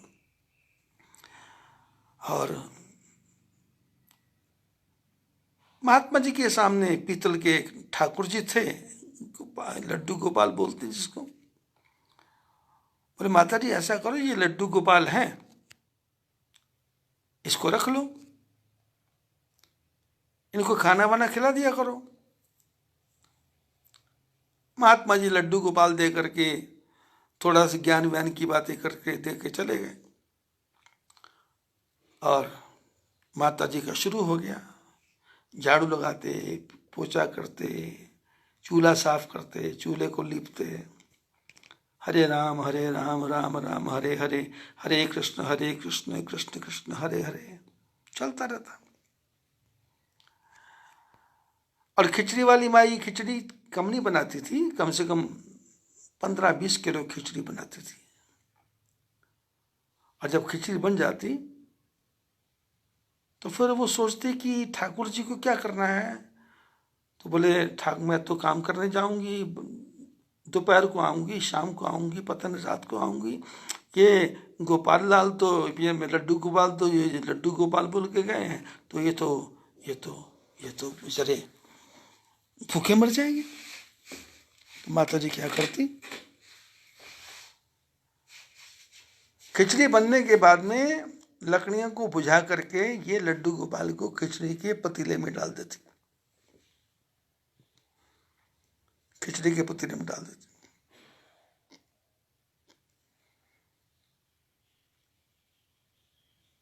रोज का काम हो गया। कभी लेट होती तो लोगों को बोलती मेरा लड्डू गोपाल भूखा हो रहा होगा। और महात्मा का ऑर्डर था कि जो भी आए अपने आप लो, अपने आप खाओ, पतीला रखा है, थाली रखी है, कटोरी रखी है, जो अपने आप खाओ। लोग आते भोजन करते चले जाते, आते भोजन करते चले जाते। बहुत दिनों के बाद में माता जी के घर में एक और महात्मा आए। खाटे पड़ी हुई थी और माता जी ने अपना शुरू कर दिया। सवेरे 4-3 बजे उठ के हरे राम राम राम हरे हरे हरे कृष्ण। तो महात्मा जी लेटे थे, वो भी उठ के बैठ गए। तो देखने लगे माता जी भजन कर रही हैं, पूजा कर रही हैं, पोछा लगा रही हैं तो भी भगवान का नाम, झाड़ू लगा रही हैं तो भी भगवान का नाम, स्नान कर रही हैं तो भी भगवान का नाम, और चूल्हे को लीप रही तो भी भगवान का नाम। ये तो भगवान के नाम में ओतप्रोत है। बहुत प्रसन्न हुए महात्मा जी, बहुत खुश हुए, माता जी कितनी अच्छी है। करते करते माता जी ने पतीला निकाला, चावल धोए, दाल धोई, उनको मिला करके पतीले में भर दिया, पानी भर दिया, हल्दी नमक जो भी डालना था डाल दिया। खिचड़ी तैयार हो गई, खिचड़ी तैयार हो गई। और इतने में प्रातःकाल के 8 साढ़े 8 बज गए। इसके जाने का समय हो गया। तो इसने देखा, अपने ठाकुर जी को, लड्डू गोपाल को निकाला, और निकाल के महात्मा जी देख रहे हैं एक एक काम को। लड्डू गोपाल को निकाला और निकाल के इन्होंने पतीले के अंदर गरम गरम खिचड़ी में डाल दिया। अब जैसे ठाकुर जी को गरम खिचड़ी में डाला, महात्मा जी उछल के अरे अरे बुढ़िया, अरे बुढ़िया, अरे माता जी क्या कर रही, माता जी क्या कर रही। माता जी ने सोचा पता नहीं क्या हो गया। माता जी ने कहा क्या हुआ बाबा जी? अरे पागल है क्या, दिमाग ठीक है क्या? अरे ये पतीले के अंदर ठाकुर जी को डाल दिया तुमने। तो इसने भोलेपने से कहा महात्मा जी, मैं 9 लोगों के यहाँ काम करती हूँ, तो ये बच्चा है, बाल गोपाल है, इसको पता नहीं कब भूख लग जाए, तो मैं इसके अंदर डाल देती हूँ कि भाई जब तेरी इच्छा हो खा लेना, जितनी इच्छा हो खा लेना, कोई पूछने वाला नहीं है। बाबा जी ने सिर पीटा, पागल औरत, क्या पागलपन है।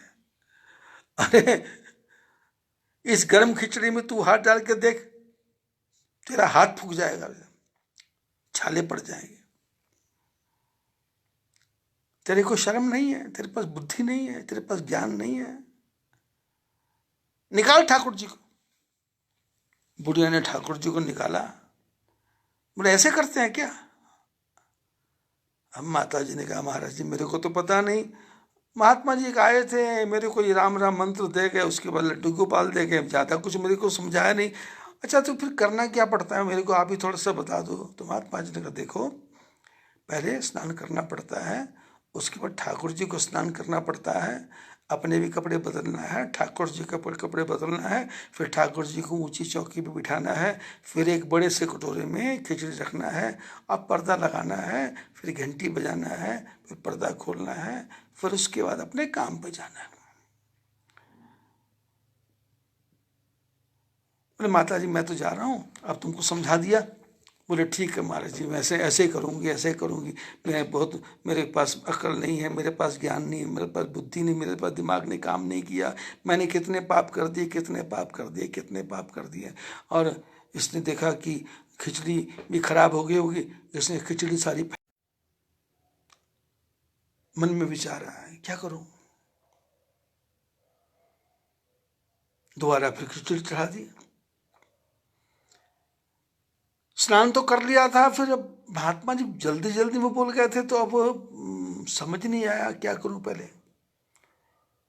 कि मेरे को लेटरिन जाना है कि ठाकुर जी को लेटरिन जाना है। मेरे को कपड़े बदलने हैं कि ठाकुर जी को कपड़े बदलने हैं, मेरे को ब्रश करना है कि ठाकुर जी को ब्रश करना है, मेरे को स्नान करना है कि ठाकुर जी को स्नान करना है। इसी उधेड़ बुन में खिचड़ी पक गई। ठाकुर जी बैठे हैं, बुढ़िया बैठी है, बुढ़िया को टेंशन हो गई, चिंता हो गई, अरे करना क्या करना क्या। दोपहर के 12 बजे महात्मा जी दूसरे गांव में पहुंचे, भोजन भाजन किया और पेड़ के नीचे सो रहे हैं, आराम कर रहे हैं। नींद आ गई, थक गए थे, नींद आ गई। इधर घर में बुढ़िया ठाकुर जी बैठे हैं, खिचड़ी तैयार है, इधर महात्मा जी पेड़ के नीचे सोए हैं। जैसे महात्मा जी को नींद लगी, महात्मा जी के सपने में ठाकुर जी आ गए, वही लड्डू गोपाल। बाबा जी भोजन कर लिया? बोले हाँ महाराज। पेट भर गया? बोले हाँ महाराज। तुम्हारा पेट भर गया तो मेरे से तुम्हारी क्या दुश्मनी थी? मैंने तुम्हारा क्या बिगाड़ा था?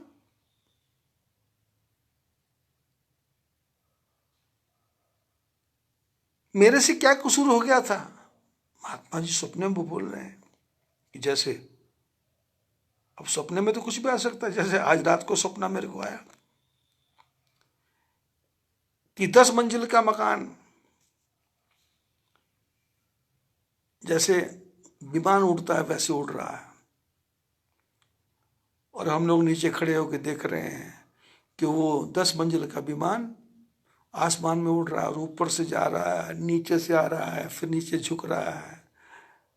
जैसे वो दिखाते हैं डेमो दिखाते हैं ना, टीवी का, फ्रिज का, ओवन का डेमो दिखाते हैं। तो ऐसे मेरे सपने में 10 मंजिल के मकान जितना हवाई जहाज, उसका रात को ठाकुर जी मेरे को डेमो दिखा रहे थे। और बद्रीनाथ का पट खोला नहीं था, और रात दिन में वही सोचता था। तो मैं किसी दूसरे शहर में कथा कर रहा था, वहाँ फंसा हुआ था काम सत्संग में। तो वहाँ के यात्री घूम के आ गए थे मेरे पास में, बोले जैसे तैसे दर्शन करके आए हैं, तो मेरे को बता रहे थे। तो उधर वो डेमो दिखा रहा है 7-8 मंजिल का हवाई जहाज जो घूम रहा है, और उसमें जो आदमी बैठा अनाउंस कर रहा है कि आप इसको कहीं भी जाके रख सकते हो, कहीं भी बैठ सकते हो, कहीं भी रह सकते हो, कहीं भी जगह देख के इसको उतार सकते हो। तो वो 8-8 मंजिल का डेमो, और मैं देख रहा था हवाई जहाज, और मन में विचार कर रहा था सपने में कि किसी दिन इसके जैसा मकान बनाएंगे, और वो यहाँ भी यात्री होंगे, वही धर्मशाला अपने ले जाया करेंगे। क्योंकि यदि लोगों से बात करो ना, तो लोग हमसे पूछते हैं, बाबा जी आपकी धर्मशाला चलती है क्या? तो मैं बोलता हूँ चलती कहाँ है, वो तो वहीं रुकी हुई है, पर वो चलने वाली धर्मशाला बनानी पड़ेगी। ऐसा 10 मंजिल की धर्मशाला चलने वाली डेमो। तो सपने में विमान बन गया। अब टीवी वगैरह में देखते हैं कि वो चलती उड़ती कार बनती है, तो आज सपने में 8 मंजिल का वो मकान ही बन गया। तो मैं विचार कर रहा था कि मेरे जितने शिष्य हैं सबके पास ऐसा ही विमान हो जाए 8-8 मंजिल का, और वो बटन दबाएं और आश्रम में आ जाएं, और यहाँ रुके और वो बटन दबाए तो बद्रीनाथ, केदारनाथ, गंगोत्री, यमुनोत्री सब घूम घाम के, और भक्ति भी होती रहे, राम राम भी होता रहे, शाम शाम भी होता रहे, और कष्ट भी न झेलना पड़े, और मोदी जी को भी न कहना पड़े कि भाई लॉकडाउन हो गया, हमारे नगर में मत आओ, हमारे शहर में मत आओ। पूरे भारत में सरकार ने लॉकडाउन लगा रखा है, पर किसी चिड़िया को कोई लॉकडाउन नहीं है, किसी मोर को कोई लॉकडाउन नहीं है, किसी पक्षी को कोई लॉकडाउन नहीं है, किसी जानवर को कोई लॉकडाउन नहीं है। सब स्वच्छंद घूम रहे हैं, बेफिक्र घूम रहे हैं, एक को भी परवाह नहीं है। अभी मैं लुधियाना से आया, मैं आश्रम में 50 जगह पुलिस वाले ने रोका, 50 जगह पुलिस वाले रोका, और 50 जगह जितने पुलिस वाले, किसी को भी ज्ञान नहीं, किसी को बुद्धि नहीं, किसी को पता ही नहीं, बस रोकना है, नाम लिखा, ये लिखा, बोल अरे करना क्या भाई, हुआ क्या है? ऊपर से ऑर्डर आए हैं। ऊपर से ऑर्डर किसको आए हैं? त्रिवेंद्र सिंह रावत। मैंने कहा वो आदमी है क्या? परमात्मा की कृपा हो गई, मुख्यमंत्री बन गया। मोदी जी का, शाह जी की कृपा हो गई, संघ की कृपा हो गई, मंत्री पर मुख्यमंत्री बन गया। वो मुख्यमंत्री बनने के लायक है क्या? पर चलो, मैंने कहा चिड़िया उड़ के चली गई, इसको रोको ना। ये कबूतर उड़ के जा रहे, रोको ना। हमारी गाड़ी क्यों क्यों रोक रहे? वो बेचारे क्या करें, बोले महाराज ड्यूटी है हमारी। मतलब अब ठीक है, आपकी ड्यूटी है, चाहिए। जब ऐसे विमान बन जाएंगे तो बड़ी खुशी होगी। वो विमान उड़ता उड़ता आएगा, यात्रा चलती रहेगी, लॉकडाउन कहीं नहीं होगा, सब भागो, उड़ो, उड़ते जाओ, उड़ते जाओ, पुष्पक विमान जैसा। पुष्पक विमान समुद्र के अंदर द्वारिका बन जाएगी, चारों तरफ पानी पानी है। समुद्र के अंदर विभीषण की लंका बन जाएगी। राजा राम की जय होगी, राजा विभीषण की जय होगी। तो महात्मा जी जो बुढ़िया को सिखा के गए थे कपड़े पहनाना, ये करना वो करना, वो महात्मा जी पेड़ के नीचे लेटे हुए, स्वप्न आ गया। ठाकुर जी ने कहा, बाबा जी किस जन्म की दुश्मनी निकाल लो मेरे साथ। मैं पतीले के अंदर बैठ के 24 घंटे खाना खाता था, तो तुम्हारे बाप का क्या जाता था? तुम्हारे पेट में क्यों दर्द होता था? अरे वो खिलाने वाली, मैं खाने वाला। बाबा जी सपने में बोले, बाबा प्रभु प्रभु खिचड़ी खिचड़ी कितनी गरम खिचड़ी में आप बैठोगे तो आप जलोगे नहीं? परमात्मा ने कहा, मूर्ख बाबा, शास्त्रों को तुमने पढ़ा नहीं है? होलिका अग्नि में बैठी थी, उस अग्नि में से मैंने प्रहलाद को बाहर निकाला था, वो आग गर्म थी या नहीं थी?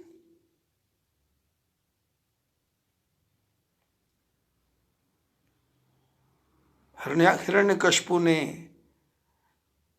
गरम लोहे का खंबा गरम किया था, प्रहलाद को कहा था इस खंबे से चिपक जा। प्रहलाद का विश्वास डामाडोल हुआ, तो मैंने उस समय कीड़ी का रूप बना करके उस खंबे पर चल रहा था, तो क्या मैं जल गया था क्या? और मैंने प्रहलाद को जलने दिया क्या? आग मेरी बनाई हुई है, पवन मेरा बनाया है, वायु मेरी बनाई है, धरती मेरी बनाई है, ये तत्व मेरे को दुख देंगे क्या? उठ खड़ा हो, बुढ़िया को जाके बोल, ऐसे नहीं करना, ऐसे नहीं करना, ऐसे जा उसको बोल, जैसे करना है वैसे कर। महात्मा जी की नींद खुली, देखा तो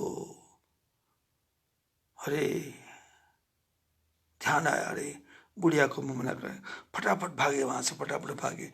एक आध घंटे में बुढ़िया के वहाँ बैठे तो बुढ़िया वो चौके के पास ठाकुर जी को लेकर बैठी और बड़बड़ कर रही है कि पता नहीं पहले कपड़े धोने हैं, पता नहीं स्नान करवाना है, पता नहीं मुंह पर साबुन लगाना है, पता नहीं सुनाना है, क्या करना है। बुढ़िया के दरवाजे पे आए महात्मा जी, माता जी माता जी माता माता ने पीछे मुड़ कर देखा, बोले बाबा सुनो सुनो सुनो सुनो सुनो, बैठो बैठो। अच्छा पहले क्या करना है? बोले कुछ नहीं करना। खिचड़ी कहाँ है? बोले खिचड़ी तैयार है। बोले कुछ नहीं करना। ठाकुर जी कहाँ है? बोले ठाकुर जी ये बैठे हैं। बोले ला मेरे पास, और उठा करके बोले थोड़ा सा नीचे, खिचड़ी के नीचे आग और जला, खिचड़ी ठंडी हो गई, इसको थोड़ा और जला, और जला। बुढ़िया ने आग जलाई, उन्होंने सोचा कोई नया काम कर रहे हो गए, तो उन्होंने आग जलाई, और आग जलाई तो खिचड़ी फट फट फट करने लगी। बोले अब इसमें ठाकुर जी को डाल, इसमें ठाकुर जी को डाल, और ठाकुर जी को डाला।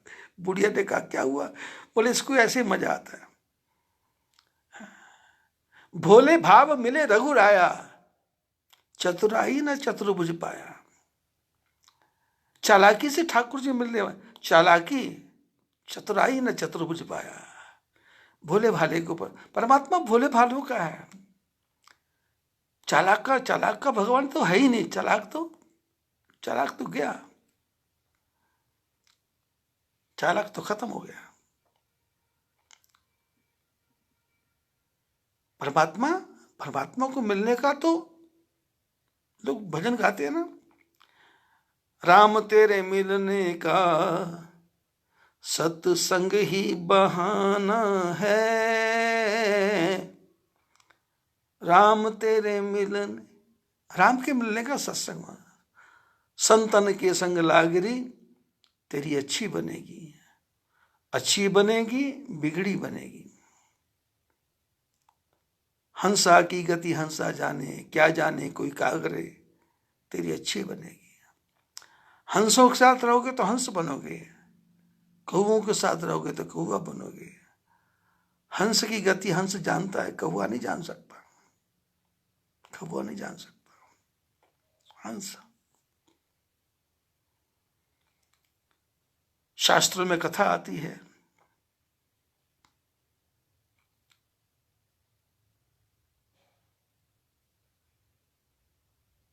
एक पेड़ पर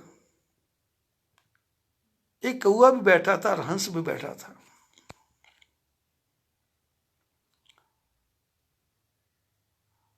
उस पेड़ के नीचे आके कोई आदमी बैठ गया जिसके पास धनुष बाण था।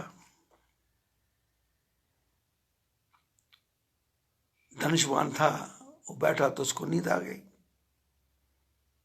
जब निद्रा आई तो सूर्य आकाश में आ गया, तो हंस ने देखा कि सूर्य की रोशनी, सूर्य का प्रकाश इस आदमी के ऊपर पड़ रहा है, इस आदमी पर पड़ रहा है। फैला दिए और पंख फैला करके इतने पंख चौड़े कर दिए कि जिससे धूप उसके ऊपर ना पड़े, तो उसको और गहरी नींद आ गई। अचानक कोई घटना हुई तो उसकी आंख खुली तो देखा तो छाया है, तो पत्ते तो नहीं, छाया कैसे? देखा तो हंस, हंस है। इसने मेरे को कितना सुख दिया। ये शिकारी हंस की बड़ाई करने लगा कि तुम कितनी अच्छी हो, तुम कितनी अच्छी हो, तुम कितनी अच्छी हो। उधर कौवा बैठा था, सुन रहा था, उसको बहुत बुरा लगा, हंस की बड़ाई हो रही है। इतने में ये फिर लेट गया और धूप थोड़ा घूम गई। अब घूम गई तो कौवे ने देखा कि हंस की बड़ाई हो गई, अब इसकी बुराई कैसे हो, इसका बुरा कैसे हो। तो इसने, कौवे ने उसके मुंह का निशाना लेके ऊपर से बीट कर दी और बीट करके उड़ गया। और बीट नाक पे पड़ी, आंख पे पड़ी, मुंह पे पड़ी। इसने देखा, हाथ लगाया, सारा मुंह गंदा हो गया। किसने बीट की? इसने बीट की। इसने धनुष बाण लिया और बाण चलाया। ये हंस है, इसने की होगी। बाण मारा, हंस मर गया और पीछे से उड़ता कौवा दिखाई दिया। तो शिकारी को बुरा लगा कि मैंने बुरा काम किया। हंस ने कहा तुम्हारा कसूर नहीं है, ये मैंने कौवे का कुसंग किया, उसका फल मेरे को भोगना पड़ा। दुष्ट के साथ बैठोगे वो अपने गुण तुम्हारे अंदर छोड़ जाएगा। ये वायरस है दुष्ट, ये बीमारी है, दुष्टता बीमारी है।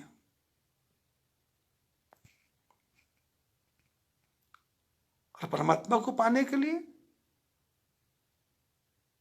वस्त्रों की आवश्यकता नहीं है, आसन की आवश्यकता नहीं है, साधन की आवश्यकता नहीं है, संपन्नता की आवश्यकता नहीं है। भगवान को पाने के लिए तो मन की आवश्यकता है। संत लोग कथा सुनाते हैं कि एक बार नारद जी घूमते घूमते वैकुंठ को जा रहे थे, क्षीर सागर को जा रहे थे कि ठाकुर जी का दर्शन करेंगे, और हरे राम का कीर्तन नारायण नारायण करते जा रहे थे। तो एक इमली के पेड़ के नीचे बैठा कोई साधक साधना कर रहा था। तो उसने देखा नारद जी जा रहे हैं, पहचान लिया, पूछ लिया महात्मा जी कहाँ जा रहे हो? नारद जी ने कहा भाई मैं नारद हूं और मैं नारायण के पास जा रहा हूं। मेरी डायरेक्ट बात हो जाती है। तो इमली के पेड़ के नीचे बैठा आदमी, उसने हाथ जोड़ के कहा नारायण से बात करना कि मैं तपस्या कर रहा हूं, साधना कर रहा हूं, आपके दर्शन कब होंगे, आपके दर्शन कब होंगे? नारद जी ने कहा बात करेंगे, पूछ लेंगे, पूछने में क्या हरकत है। आगे गया तो पीपल के पेड़ के नीचे, वो क्या बोलते हैं, केले के पेड़ के छाया में एक महात्मा बैठे तपस्या कर रहे हैं। नारद जी उसके पास बैठे, बात हुई कहाँ जा रहे हैं? नारद जी ने कहा मैं ठाकुर जी के पास जा रहा हूँ, आप ठाकुर जी से थोड़ा पता तो करना, कितने दिनों में भी मेरे को भगवान के दर्शन हो जाएंगे। क्योंकि लोग सोचते हैं ठाकुर जी का मिलना ऐसा है जैसे दुकान का गल्ला खोलना, जैसे आंख खोलना। अरे इतना आसान नहीं है, कई जन्म बीत जाते हैं, कई जन्म, कई जन्म, पूरी जिंदगी तबाह हो जाती है, तब कहीं जाकर के ठाकुर जी का दर्शन होता है। ठाकुर जी का पास संग इतना आसान है क्या? और ठाकुर जी तुम्हारे पास आ जाएंगे, तुम पहचान लोगे क्या? उसके लिए तो नामदेव बनना पड़ेगा, उसके लिए जनाबाई बनना पड़ेगा, उसके लिए संत ज्ञानेश्वर बनना पड़ेगा, उसके लिए बाबा नानक बनना पड़ेगा, उसके लिए बाबा श्रीचंद बनना पड़ेगा।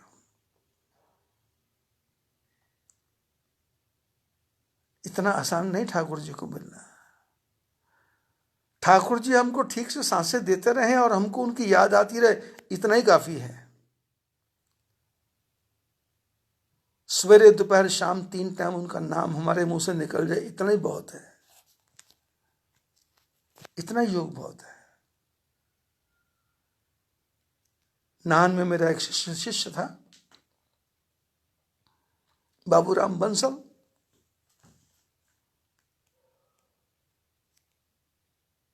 अच्छा परिवार, काले बनिए उनको बोलते।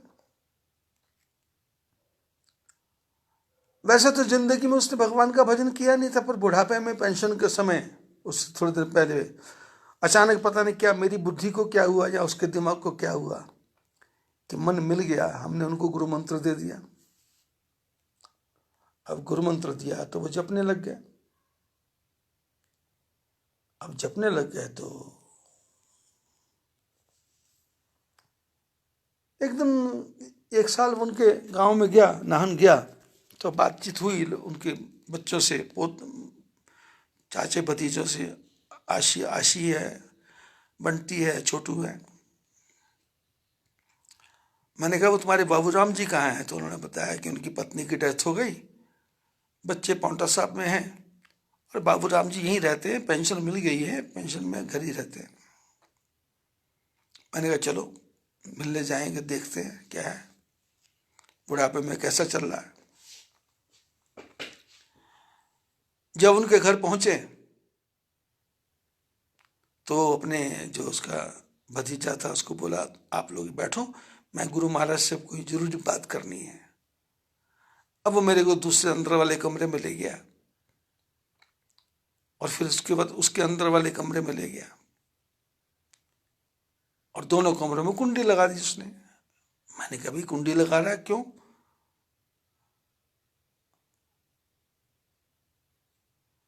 तो उसने कहा आपसे बहुत जरूरी बात करनी। मैंने कहा बोलो। बोला जो आपने गुरु मंत्र दिया है महाराज जी, मैं उसका जप करता हूं, पर मुसीबतें खड़ी हो गई मेरे साथ में। मैंने क्या क्या हुआ? बोले टट्टी करता हूं तो अभी भी मंत्र चलता रहता है। मैंने उसके सिर पे हाथ रखा, मैंने कहा बेटे इससे बढ़िया तो कोई बात हो नहीं सकती कि तू टट्टी में लेटरिन में बैठे भी भगवान का भजन करे, इससे बढ़िया कोई बात नहीं हो सकती। तू सिद्ध हो गया है, तू महापुरुष बन गया है, तूने परमात्मा को पा लिया है। सांस सांस सांस, श्वासे श्वासे हरे नाम, सांस सांस में परमात्मा का नाम आना चाहिए, सांस सांस में परमात्मा का आना चाहिए। यहाँ तो हम क्या करते हैं, 5 रुपए मंदिर में चढ़ा के 5 करोड़ रुपया भगवान से मांगते हैं। अहिरन की चोरी करे और करे सुई को दान, ऊंचा चढ़ के देखता कब आएगा विमान।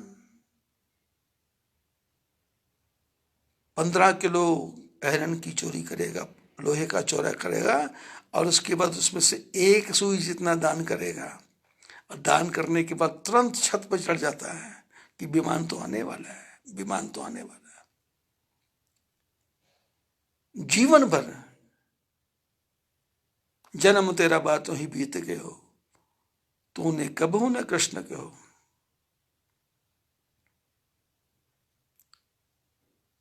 खेलने कूदने में जीवन चला गया, छल कपट में जीवन चला गया, चीटिंग करने में सब समय चला गया।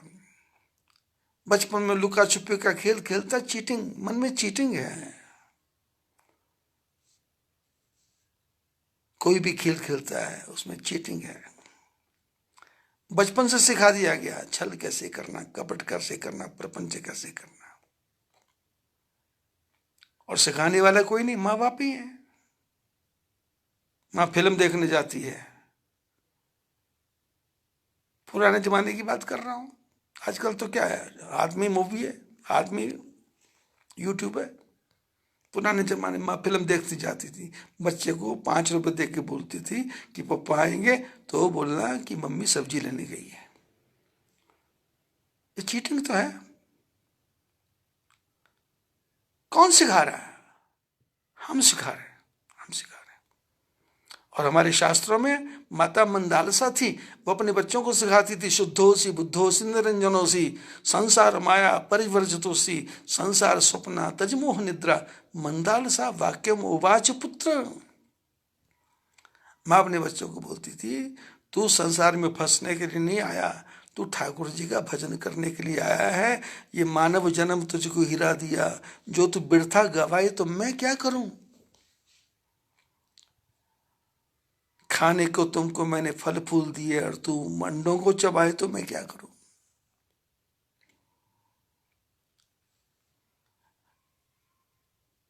केले के पेड़ के नीचे बैठा महात्मा भी पूछ रहा है कि मेरे को भगवान कब मिलेंगे। और इमली के पेड़ के नीचे बैठा परमात्मा भी पूछ रहा है कि मेरे को कब मिलेंगे। नारद जी ने कहा ठीक है, मैं जाता हूं और बड़ी जल्दी आ जाऊंगा, घूम फिर के बहुत जल्दी आ जाऊंगा, ज्यादा देर रुकता नहीं हूं, क्योंकि 2.5 घड़ी से ज्यादा मैं कहीं रुक ही नहीं सकता। क्योंकि संत 2.5 घड़ी से ज्यादा रुक जाए तो जिसके यहाँ रुकेंगे उसको भी संत बना देंगे। पारस में और संत में बड़ो अंतरो जान, ते लोहा कंचन करे और संत करे आप समान। पारस में संत में बहुत अंतर है, लेकिन शर्त यह है कि संत होना चाहिए, गांजा सुल्फे वाला नहीं होना चाहिए, शराब वाला नहीं होना चाहिए, नशेड़ी भंगेड़ी नहीं होना चाहिए, तंबाकू खाने वाला, बीड़ी पीने वाला, सिगरेट पीने वाला नहीं होना चाहिए, शुद्ध वृत्ति वाला होना चाहिए। संत संत है तो संत बनाएगा, धीरे धीरे धीरे धीरे परमात्मा की तरफ लेके जाएगा, धीरे धीरे धीरे धीरे धीरे। जैसे छोटे बछड़े को बैल बनाना हो तो खेत में कैसे चलाना है, तो मालिक धीरे धीरे लगाता है। घोड़े को काठी पहनाना हो तो धीरे धीरे धीरे, और जब धीरे धीरे हो गया तो घोड़ा बस में हो जाता है। ऐसे ही ये मन घोड़ा है, संत इस घोड़े को बस में करते हैं, धीरे धीरे करते। नारद जी ठाकुर जी के पास गए, ठाकुर जी से दुनिया भर की चर्चा हुई, सबकी रिपोर्टें हुई, कहाँ क्या होता है, कहाँ क्या होता है। और नारद जी को तो 2.5 घड़ी से ज़्यादा रुकना नहीं है। और फिर इन्होंने कहा कि चलो उनका संदेश आया तो चलो उनको मैसेज दे देते हैं। केले के पेड़ के नीचे आदमी जो बैठा था, जैसे ही आए इसने खड़ा हो गया, अरे महाराज जी आ गए, महाराज जी आ गए, बैठिए बैठिए बैठिए। और हाथ जोड़ के बोला, मेरी ठाकुर जी को कुछ। नारद जी ने कहा, भाई ये केले के पेड़ के ऊपर जितने पत्ते हैं इतने जन्म लगेंगे तब तुमको ठाकुर जी का दर्शन होगा, ऐसी भगवान ने कृपा करके कहा है। इसने कहा इतने जन्म, अरे मैं भगवान को पाने के लिए आया और इतने जन्म, छोड़ो। इतने में शादी करता था, बच्चे पैदा करता था, मकान बनाता था, दुकान बनाता था, दुनिया के धंधे करता था, आज मेरी अपनी फैक्ट्री होती, आज मेरा अपना दुकान होता, और ये ठाकुर जी इतने केले के पत्ते हैं, छोड़ो। उठ गया, भाग गया। नारद जी को प्रणाम भी नहीं किया, भाग गया, छोड़ो। नारद जी ने सोचा जब इसका ये हाल है तो इमली के पेड़ के पत्तों का तो रिपोर्ट कार्ड बहुत गलत है। नारद जी नारायण नारायण करते करते रास्ता चेंज कर दिया, तो इमली के पत्ते वाले के कान में शब्द पड़ा कि वही महात्मा आए हैं, वही महात्मा आए हैं। तो ये भाग के आया, नारद जी आप मेरे को मिले भी नहीं जा रहे। तो नारद जी इसके पेड़ के नीचे आए, आके बैठे, क्योंकि बात ही थोड़ी कड़वी थी तो इधर उधर की बातें करने लगे, समझाने लगे, भाई नहीं, प्रयत्न करना चाहिए, कोशिश करनी चाहिए, मेहनत करनी चाहिए, काम करते रहो, नाम जपते रहो, पाप की वासनाओं से डरते रहो, प्रेम भक्ति के आंसू बहाते चलो, कृष्ण गोविंद गोपाल गाते चलो, ऐसे ऐसे सत्संग करते रहे। और महात्मा सुनता रहा। और फिर नारद जी ने कहा चलूं? तो इसने कहा महाराज मैंने एक प्रार्थना की थी, ठाकुर जी का दर्शन कब होगा? नारद जी ने कहा भाई हिम्मत नहीं पड़ रही तेरे को बताने की। बोले फिर भी? बोले ठाकुर जी कहते तेरे को दर्शन होगा, मेरा दर्शन होगा।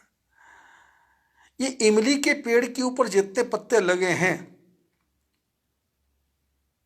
इनको तू गिन ले, इतने जन्म जब होंगे तब तेरे को ठाकुर जी का दर्शन होगा। नारद जी ने सोचा था ये मेरे को मारेगा, ठोकेगा, पर ये तो नाचने लग गया, ये तो मस्ती में झूमने लग गया। नारद जी भगवान को मेरी याद है ना, भगवान की लिस्ट में मेरा नाम है ना, भगवान ने देखा तो सही कि इतने इमली के पत्ते होगा तो सही, ऐसा करते, ऐसे मधुर स्वर में वो गाने लगा, नाचने लगा, कूदने लगा कि करते करते करते इसको होश रही नहीं। और एक कुआं था, उसके अंदर गिरने वाला था, तो इतने में नारायण भगवान प्रकट हुए और इसको कुएं के बाहर से पकड़ के खड़े हो गए और इसके मुंह पे धीरे से थप्पड़ मारा। तो इसने देखा सामने नारायण है। नारद जी ने देखा नारायण आ गए, अरे प्रभु। प्रभु ने कहा इशारा के चुप चुप रहो, चुप, बोलना नहीं। इसने ठाकुर जी का दर्शन किया, हृदय गदगद हो गया, आंखों में आंसू आ गए। प्रभु भूल गया इमली का पेड़, भूल गया इमली के पत्ते, भूल गया सब कुछ, बस एक याद रहा, मन के मंदिर में प्यारे बिठा ले उसे, जीवन नैया का केवट बना ले उसे, यही याद रहा और खुश हो गया। नारायण ने इसको दर्शन दिए। नारद जी नारायण को एक तरफ ले गए। नारायण ने कहा क्या बात है? नारद जी ने कहा आपने कहा था इतने जन्म।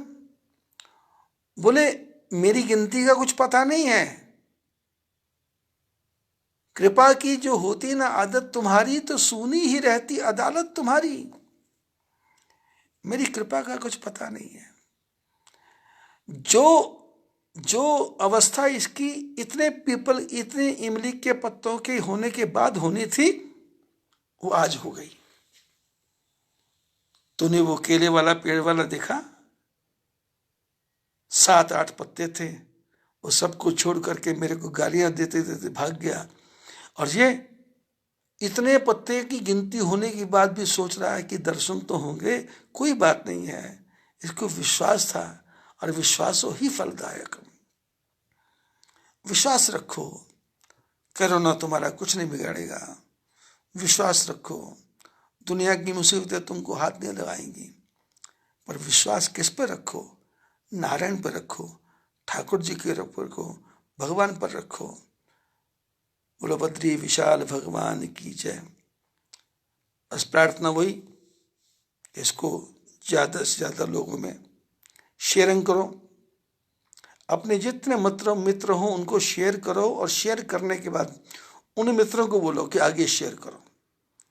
मेरे को पता है विवेक भी सुन रहा है शिमला में बैठ के, करण भी सुन रहा है नाहन में बैठ के, और रेणु भी सुन रही लुधियाना में बैठ के, बंटी भी सुन रहा है लुधियाना में बैठ के, कपूरथला में हैप्पी सुन रहा है, और कमल जी सुन रहे हैं, मोगा में ये लोग सुन रहे हैं, गुजरात में भी कमलेश पटेल सुन रहे हैं, और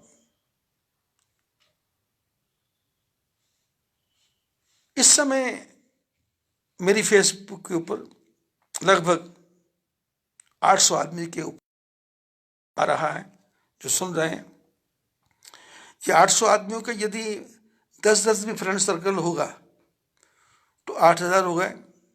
यदि उनके 10-10 होंगे तो ऐसे मेरे को लगता है कि आप यदि कोशिश करें तो मेरे इस सत्संग में ज्ञान भी है, राजनीति भी है, और सरकार को उपदेश भी है। हर एक के काम का थोड़ा थोड़ा माल मैंने इसमें समेट के डाला, और भक्ति कैसी करनी वो भी है। मैंने हाट बाजार लगाया है, हर प्रकार की सब्जियां सजा दी। जिसको करेला लगता है मीठा करेला ले ले, जिसको कद्दू लगता है कद्दू ले ले, लौकी लगती लौकी ले ले, आलू चाहिए, प्याज भी है, टमाटर भी है, कड़वी बातें हैं, मीठी बातें हैं, नमकीन बातें हैं। सारा हाट खोल दिया, रख दिया।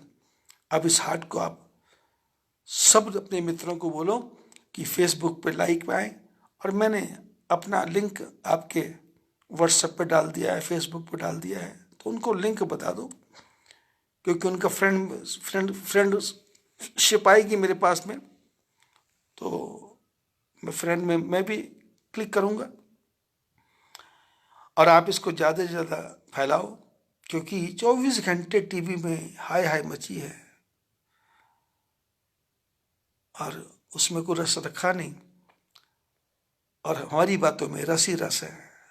रस मलाई की तरह, रसगुल्ले की तरह, गुलाब जामुन की तरह, जलेबी की तरह, अमृति की तरह, कला की तरह, छैने की तरह, कलाकंद की तरह। राम नाम लड्डू, गोपाल नाम घी, हरि का नाम मिश्री, घोल घोल पी। आप भी पियो, दूसरों को पिलाओ। आप लोग जो कमेंट में प्रणाम लिखते हो, आशीर्वाद प्रणाम लिखते हो, हाथ जोड़ते हो, तो मेरे पास इतना समय नहीं है, लेकिन फिर भी मैं देखता हूँ। सभी को हृदय से आशीर्वाद। भगवान आपको इतना दे कि आप हजारों को खाओ, खिलाओ, तो भी आपके घर में किसी वस्तु की कमी ना रहो। जो कमी जीवन में है वो कमियां ठाकुर जी 1-2 साल में पूरी करने वाले हैं। सब काम होने वाला है। बोलो बद्री विशाल भगवान की जय।